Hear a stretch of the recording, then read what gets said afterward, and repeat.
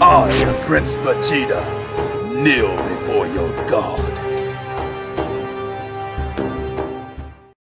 Andre Dorsey here with the DM Network. If you're new to the channel, please help us out and hit the subscribe button. It really helps us to reach the goals that we're trying to reach, especially in the Dragon Ball community. So please hit the subscribe button if you're new, and don't forget to leave a comment, a like, or even a dislike, and enjoy the video. What's going on, YouTube? Andre here with the DM Network, and this morning, actually, it's very early. It's about 6 o'clock, almost 7 here. But I wanted to talk about Dragon Ball Project Z. Told y'all we're going to be doing videos every day on this. I'm going to be covering it. You may get multiple videos because there's a lot of stuff that I want to talk about with the game. There's a lot of course, there's going to be a lot of speculation. There's going to be a lot of rumors. And one of the rumors floating around right now is that the development company or team for the game is going to be CyberConnect 2. Now, you know, everything at this point you have to take with a grain of salt because the game was just announced yesterday. We don't even have an official title for the game yet. All we know that it's going to be an action RPG game. We don't know who the developer is. We don't know anything else aside from that. So everything at this point, take it with a grain of salt. It is clearly speculation. Now, CyberConnect 2, that is the exact same development company and team that worked on the Naruto Ninja Storm series. And if you played those games, they look very good. I remember playing it, and I always wish, I was like, why can't Dragon Ball do this? Like, even with the ultimate attacks, how they have the cutscenes and things like that. Now, is it an action RPG type game? Well, there is a part in Ultimate Ninja Storm 4, at least, where it's somewhat of an open world kind of thing. It's in my opinion, it's more of a large hub type thing. You can't actually just walk around, run into somebody, fight kind of thing. It's not like that. But if they're a development company that's on board, that would be great because they've worked on an anime game. And so, you know, people who worked on anime games tend to know what anime fans want. They tend to care about the anime genre and, for the most part, produce a better product. But like I said, take that with a grain of salt. What I want to talk about today is something that we've been getting in the comment section of the last video, and that's single player. Single player. Bandai Namco. I know you're not, I don't know if you're listening to this or not. I'm definitely going to tag y'all in this. Y'all please share this video with Bandai Namco. I don't know how far along they are in the development process. I imagine they're into it pretty good by now. I imagine during the finals or the tournament that's coming up on I believe the 25th and the 26th of January, the Dragon Ball FighterZ tournament, we're going to get a trailer. We're probably going to get some gameplay at E3. The game I'm expecting, I'm looking at probably November for a release date, or it could be early February of next year, because that's generally when Dragon Ball games release. It really just depends on how far along they are developing this game. No, people say, well, if they announce the trailer now, why would it release in November? That's kind of soon, but it's really not.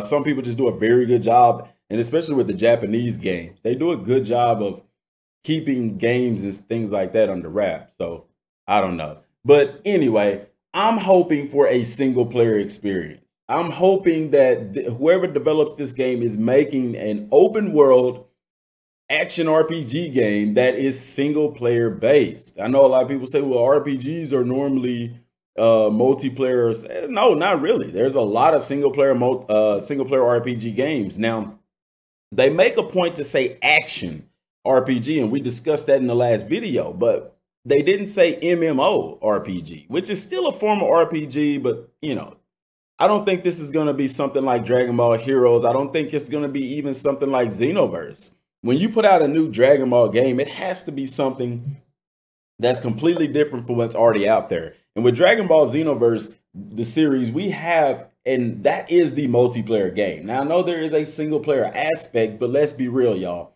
The parallel quest is meant to play with other people. The raids are even advertised to play with other people. What is it? The Dragon Ball, the thing with the action figures, Hero Coliseum, that is a multiplayer thing. So everything about Xenoverse is about connecting and playing with friends.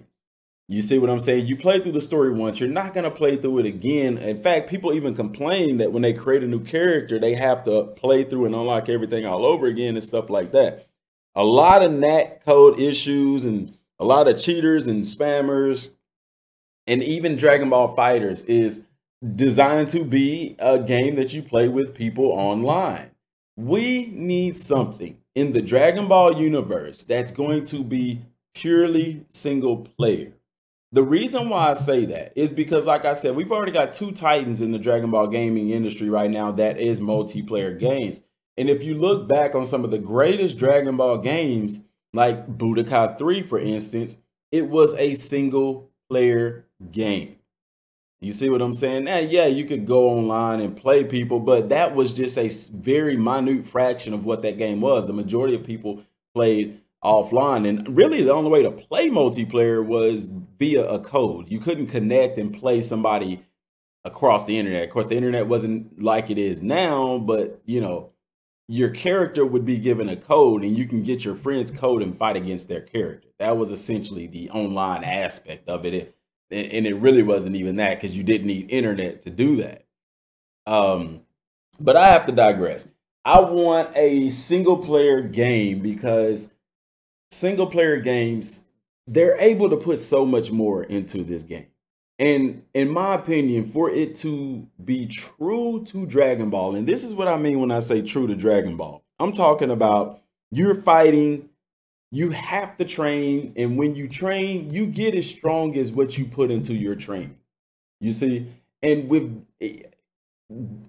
I mean, are there limits? I don't know. You could make it to where the CPU progressively gets stronger as well, but you know, you can progressively maintain dominance over them depending on how hard you train, the type of training you do, your fighting style, and things like that. Dragon Ball games to me always seem to put a cap on things. You know, when I'm playing Xenoverse, you know, there's a limit to how strong you can get. And I don't like that, because in the anime, they are always pushing the envelope, you know. They are always getting stronger and stronger and stronger. You know, if I'm, you know, I miss the days where I could fight as base Goku and dominate, you know, because I've gotten that powerful, and there's no even need to transform unless I'm fighting somebody stronger. And that's another thing, transformation. You know, having transformations in the game that allow you to be a stronger player. Xenoverse powering up the Super Saiyan, it's almost useless, and I'm gonna say that because of what? Because of the multiplayer aspect. They what do they call it? Balancing.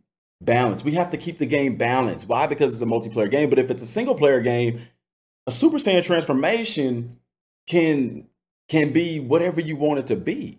You see what I'm saying? And then imagine going Super Saiyan 2, 3, Super Saiyan God, Super Saiyan Blue, unlike an Ultra Instinct potentially. I mean, the sky's the limit when you have a single player game. You don't have to worry about balancing issues because a newbie on the game wants to be able to compete with somebody that's been playing the game since its release, you know, or something to that effect. That's why we need a single player game. We need depth. We need that realism to Dragon Ball. Put a system in there where if you don't train, you get weaker, just like Gohan. An RPG means that there are things to unlock in the game. That means there are character building. And in Dragon Ball games, since the Budokai series, the Tenkaichi series, there have been elements of RPG. You know, Xenoverse it's an RPG in a sense. It's not in my opinion, it's not a true in-depth RPG, but it is still an RPG. You look at games like Destiny, they have power levels and light levels, and your gear gives you certain bonus stats and things like that. Now, one thing, well, we'll cover that in more videos, y'all. I'm not going to get too much into that right now, but I'm just saying why we want a single player game, because you can do so much more with it.